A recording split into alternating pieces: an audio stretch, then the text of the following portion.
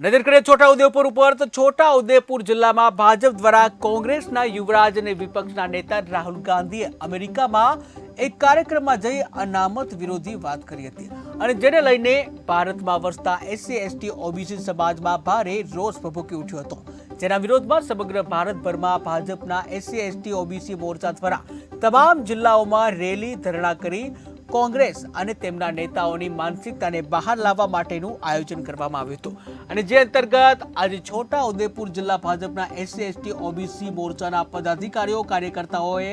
બોડેલી ખાતે ભગતવાડીથી રેલી સ્વરૂપે નીકળી અલીપુરા 4 રસ્તા સુધી ભારે સૂત્રોચ્ચાર સાથે વિરોધ પ્રદર્શન કર્યું હતું, જે અલીપુરા 4 રસ્તા પાસે ડોક્ટર બાબા સાહેબ આંબેડકરની પ્રતિમા પાસે ભાજપના કાર્યકરોએ ધરણા યોજ્યા હતા. હાય હાય કોંગ્રેસના નારા પણ લગાવ્યા. કોંગ્રેસના યુવરાજ અને વિરોધ પક્ષના નેતા રાહુલ ગાંધી અમેરિકાના પ્રવાસ દરમિયાન યુનિવર્સિટીના કાર્યક્રમમાં ભારતના પછાત એવા એસસી એસટી અને ઓબીસી સમાજનું અનામત નાબૂદ કરવાનું જે નિવેદન કર્યું છે, એના વિરોધમાં ભારતીય જનતા પાર્ટી દ્વારા આજરોજ બોડેલી ખાતે